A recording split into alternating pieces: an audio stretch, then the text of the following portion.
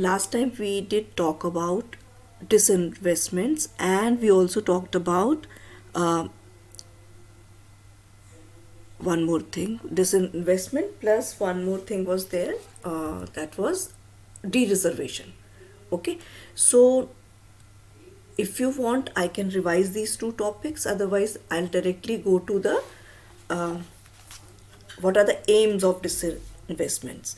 Okay, now what is a de-reservation? Basically it implies opening up those industries for the private sectors that were earlier exclusively reserved for the government sector.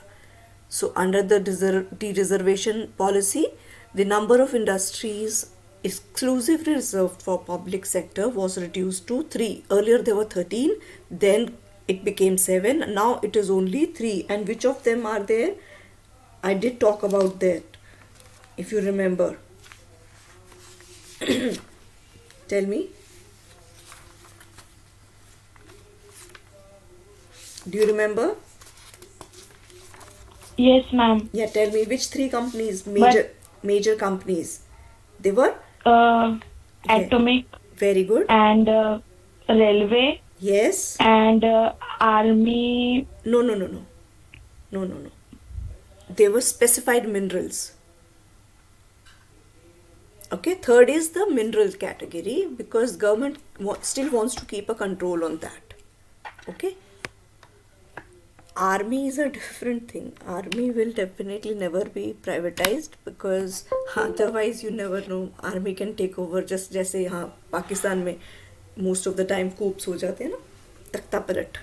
So that is something that will never happen. So atomic energy, railways and specified mineral were the 3 sectors which were still under state. Others they got there was a de-reservation and they become private. Now what was disinvestments? So disinvestment in the public sector undertaking in India means basically it's a process of, one second, I just lost my screen.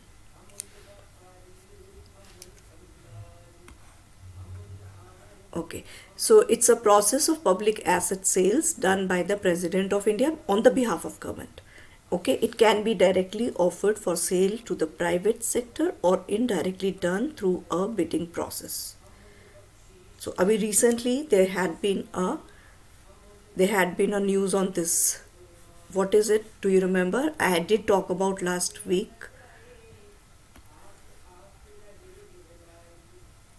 Yes, I want your participation. Tell me.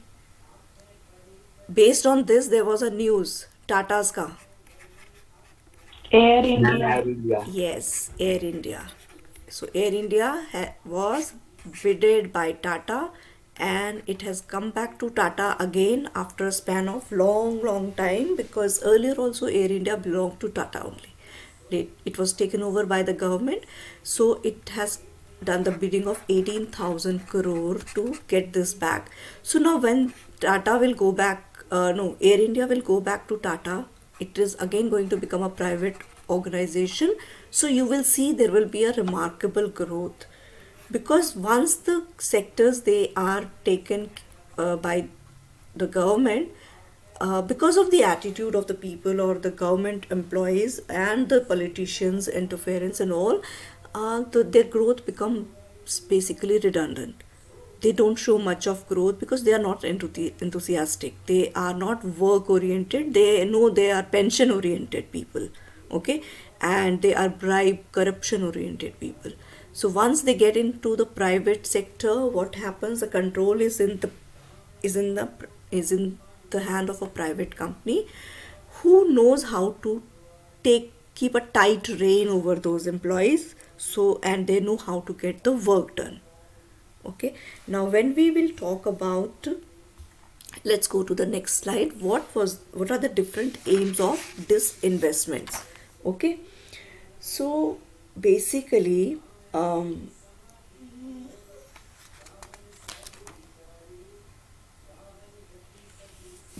the main aims of disinvestments are to raise the resources, and one second, I just made a kept a, where is the video that I wanted to show you people? That was very interesting video.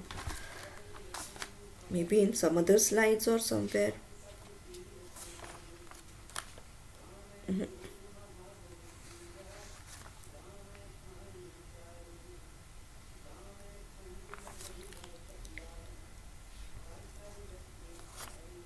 Okay, anyways, maybe it will be there somewhere else. We have this slide in front of us. Let's talk about this. The major aims of disinvestments are to first to raise the resources so that they can meet the fiscal deficit, if at all there is, because as I told you, in 1991 what had happened, there were so many things that actually happened together.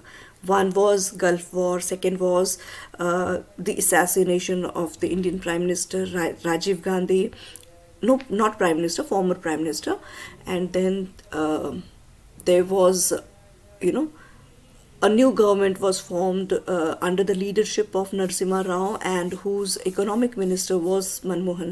Manmohan Singh. So in that time, because of the Gulf War, because of the chaotic situation, because of many reasons that could, be given credit to, but because of that situation, India had to buy oil at very high prices from the Gulf, and actually there had been lot of money coming in to our country because of the Gulf countries. But when the Gulf countries were in war, it had an impact on India as well. So what happened? India went into a state where it was not able to pay its loan, and it was relying on all its gold reserves, and it was in a situation where it was like do or die situation. If it does not work with something new, some new idea, the Indian economy was on the verge of collapse at that time.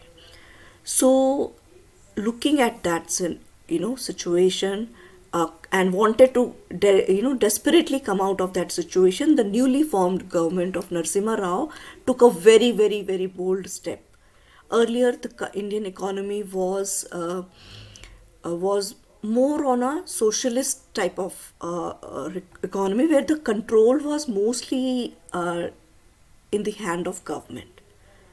Okay, and in case anybody wanted to have start business, there were so many hassles, there were so many obstacles, there were so many licenses that they needed to have, and there was a cap also kept, like after this much production you cannot increase your production, you cannot have a capitalistic mindset to have more profit and more profit and more profit. So there was a lot of control, and they wanted with that type of attitude, with that communist type of attitude, they wanted that everybody will have a fair share and all of them will grow equally. Not one company will grow like drastically very nicely and the other people will be like, but it actually did not happen. Communist type of this ideology, it actually hampers the growth. And so there was that the bold step that was taken was to open your economy to the world, so that other people can come and invest in your country. Not only they can come and invest in your country, they can also use your resources, human resources, natural resources, whatsoever. Okay, now at that time they came up with this new policy called to meet this fiscal deficit. They came up with the new policy of 1991, which is called New Economic Policy. New Economic Policy. Okay. The credit goes to first, definitely at that time, it was the Prime Minister P.V. Narasimha Rao, because though this was a what you say, it was basically a product of Dr. Manmohan Singh's, uh, everything was done by Dr. Manmohan Singh, but I would like to give credit to Narasimha Rao also, because he was the prime minister. Even if Dr. Manmohan Singh had such ideas, that those could not have been implemented unless the prime minister gives him the green flag. So, but PV Narasimha Rao was a visionary in a way, so he understood that if we will not do this, we will collapse. And he had full faith on Dr. Manmohan Singh. Plus, he knew that if will not open up, this recession of 1991 will never be able to come back and revive the economy.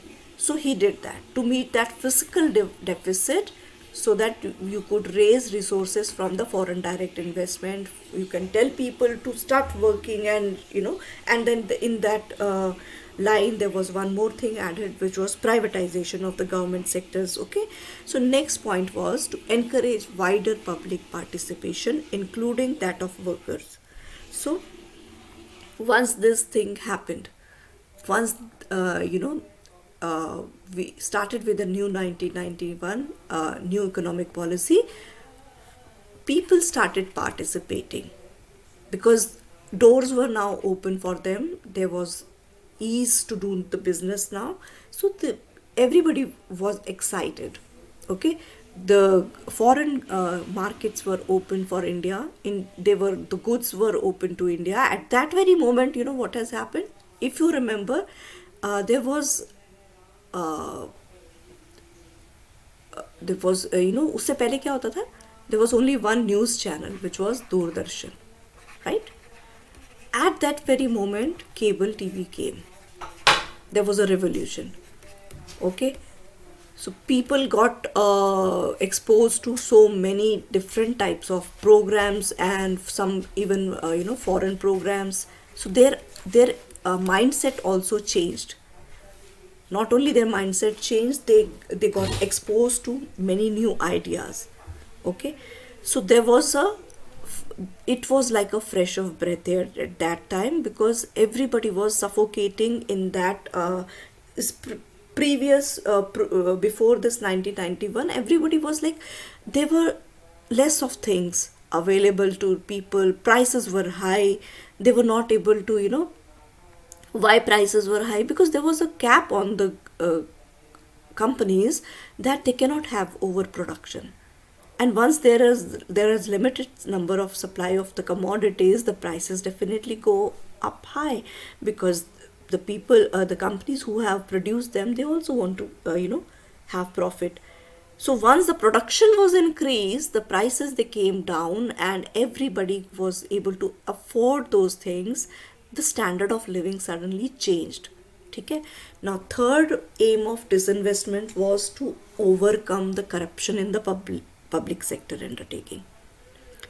As I told you, there was a lot of bribe, hush money involved, a lot of middlemen involved. They used to take advantage, and for getting the work done, which was actually the right of the citizen, they used to charge money. Okay, so this was one of the reasons. Next was to provide good services to the consumer. Once the companies, they become private, as I told you before also, you just go to a government bank and then you go to a private bank. You see, there's a remarkable difference. In government banks, you have to plead the employees. You have to, they behave as if they are the boss, and they will not even listen to you. Sometimes they will give you very bad answer. They can sometimes humiliate you. Sometimes they may not do your work, and they would ask money also. But if you go to a private bank, you are welcomed like a king. You are taken care. They run after you, because they want to increase their business. Government employees को कोई फर्क ही नहीं पड़ता whether you are giving them business or not giving them business, because उनका काम कैसे चल रहा है, government salary दे रही है. They don't want to work extra. All right, but for private people, the more they earn, the better their way of living becomes. So they are after you, they take care. And not only that, service may, you go and see the atmosphere, you see the ambience of a private bank or of a government bank. You will see, in a government bank, all those dirty files keep being kept, in a very messy manner. But if you go to a private bank, there's just like chic environment with lot of air conditioned and good, you know interiors. You really feel nice. So that is the difference, to provide good services to the consumers, to overcome the problem of political interference. So when public sector or government sectors, they're working, so whichever political parties they are in the power, they start interfering in the working. So once they become private, so there is less of that interference. Okay. Now, to enable the government to concentrate on the social development, so now when there are only three companies remained with the government sector: railways, atomic energy, and specified minerals. So now government does not have to work, and spend energy on these, taking care of these types of government organization. Rather, they can focus their energies on other aspects like development, economic, upliftment, and other policies. So that, earlier there were so many things that they had to, handle. Now only railways is partly privatized. So now next step is going to be the full privatization of the railways. Then also there will be less of burden on the part of government. And very soon I think they are going to, do away with all these three which are there, with the government sector. Now, what are the different advantages and disadvantages? तो मैंने करवा दिया था, I am sure. I think yes, that was done. Sale, bail, gale. I do remember. Okay. फिर भी I will just have a quick recap. So advantages of privatization was basically,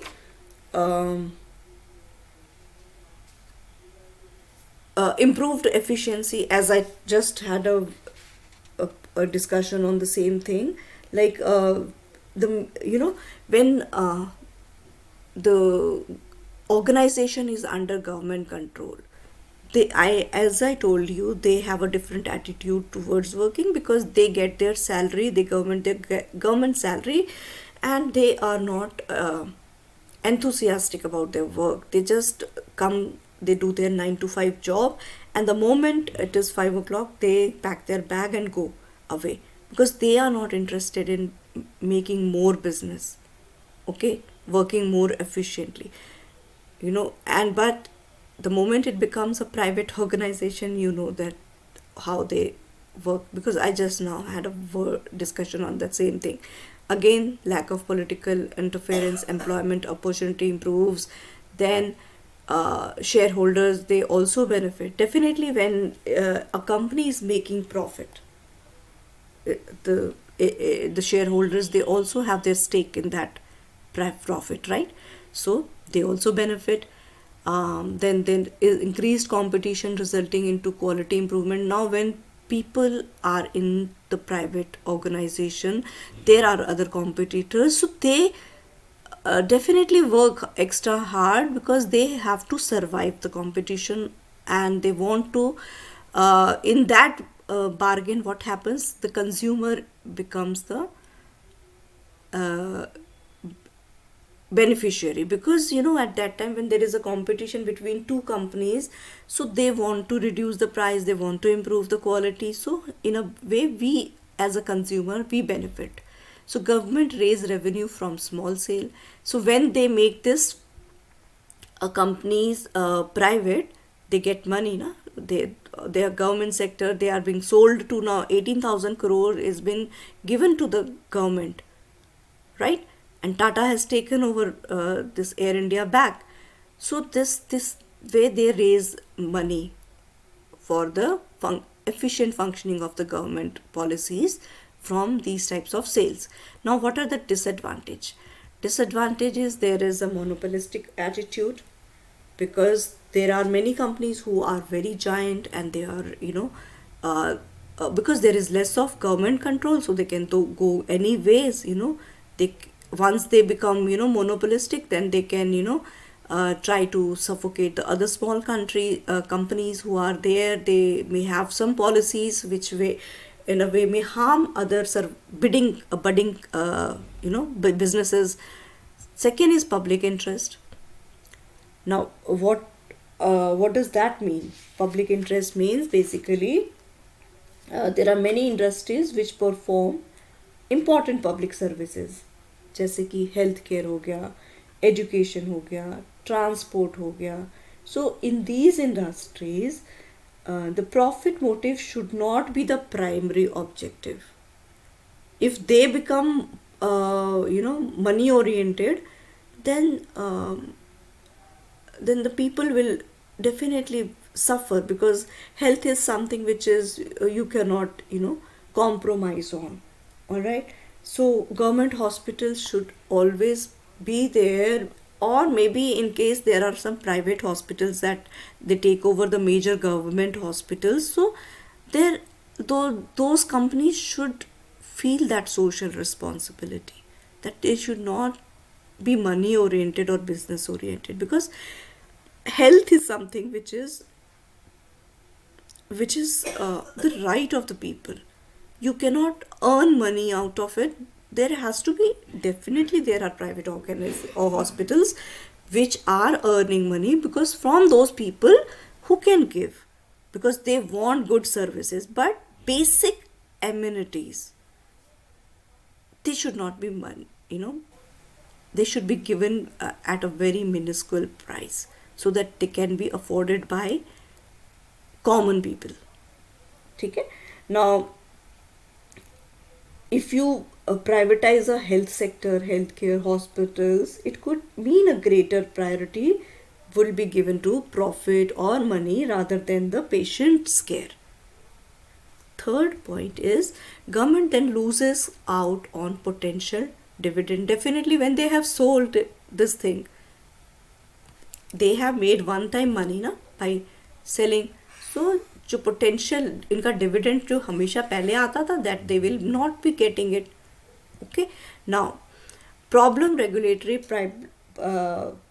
private monopolies. Privatization basically creates monopolies such as water companies, rail companies, Reliance Jio. These they need regulation, so as to prevent the abuse of monopolistic power. So when there is no regulation of the government, they take advantage of the situation. So ठीक है. Next is increased unemployment.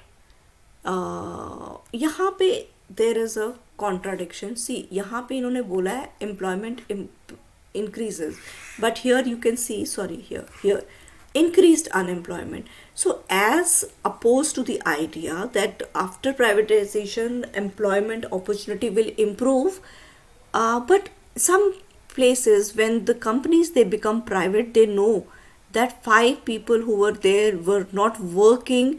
Now that work can be done with the help of one single enthusiastic person, so they replace, because they are business oriented, they are work oriented. They don't want to give salary to 5 people when they know that these 5 people, they are not working efficiently for the company. So in that way there was an increased employment. Yeah, here employment increased by, where's my pen? Here why in the advantages why I wrote employment improved, because when they expand there is definitely a lot of employment that is created. But why unemployment goes here in the disadvantage? Because they want to keep only those people who, like, as opposed to 5 लोगों की जगह कोई एक आदमी अच्छे सा काम करेगा, तो definitely they will give salary to 1 people. So in that regard, increase in the unemployment. Short-termism of firm means basically the way government is being motivated by short-term pressures. Sometimes private companies may not invest in a long term programs because they know the government keeps on changing, and once they change their the another government may not be interested in those in sanctioning their long term uh, uh, projects. So the private companies, they are trying to make use of the existing plants rather than investing in the new ones because they are not sure. So that way the actual जो growth होना चाहिए, that doesn't happen. They always go for short term profit because they know they can capitalize on it within 2 years. They are not bothered about the overall growth and long term plans because they don't want to take risk. Okay? Now moving ahead, now we'll start with the topic of globalization. Okay, yeah, see here I have kept the name, link of the site. I was wondering where did it go. Here it is. So let me just start with a brief introduction on globalization and then I'll show you this video. Okay, now globalization basically means making the whole world as one, basically removing the border, no border policy. That means now you can trade with any country, there are no restrictions. Basically you want to make a one world as a whole. Means the compression of the world and the intensification of the consciousness of the world as a whole. Okay? And according to one of the socialists called Martin Albro, so he said all those processes by which the people of the world are incorporated into single world society, that is called globalization.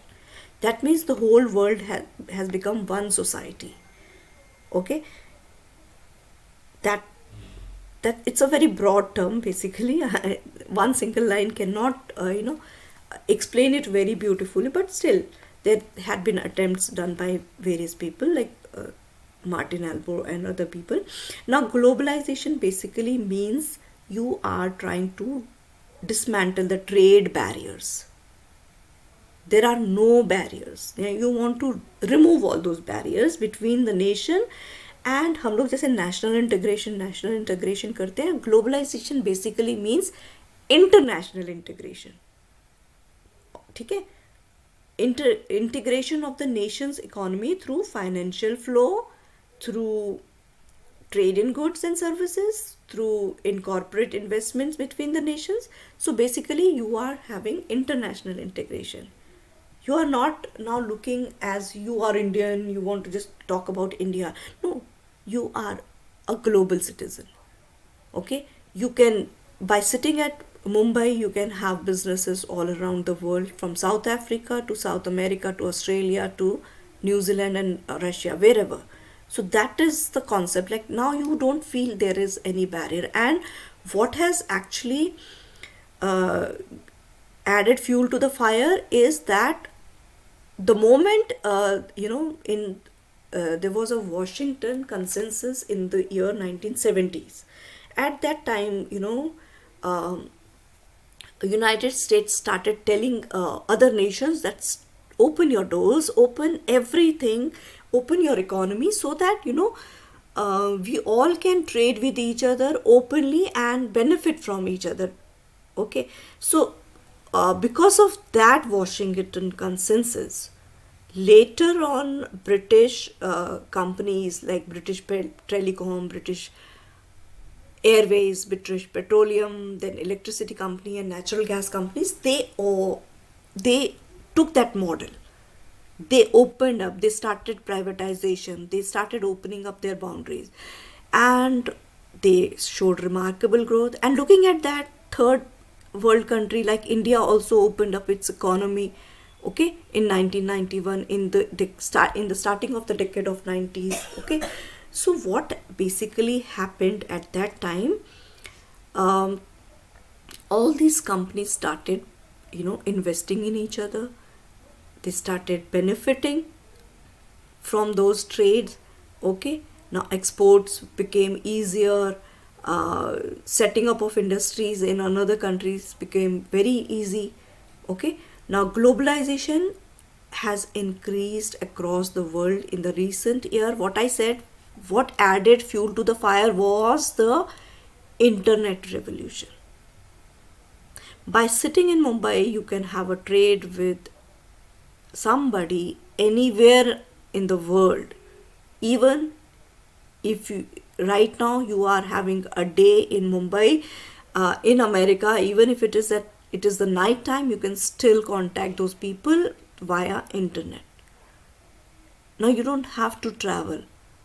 For most of the things can be done online, and with the onset of technical revolution in the past 30 40 years, globalization has suddenly uh, become something which became very easy.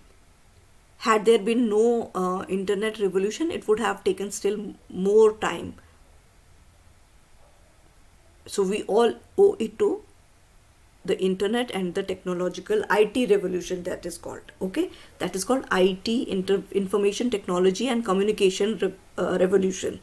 Okay, now globalization basically is the process, as I told you. It's basically the interchange of the world views, products, ideas, ठीक है, and culture, not only businesses. सिर्फ we cannot restrict it to business only. We'll say interchange of views also. Then we can also say products also. Sometime we know that there are some good products available in Brazil, so we can have them sitting here in Mumbai. Ideas also can be, with the help of globalization, are exchanged. Okay, now as I said, in 1991 the government of India decided to open up its policies, so it allowed foreign direct investments in the country. And what happened as a result of that? On a major scale, there had been a lot of changes that, if you have to see just one decade before, pre 1991, in the decade of 1980s, and in the decade 1985 से लेकर 1995 में, there was a remarkable difference. People got exposed to so many new things because of this globalization.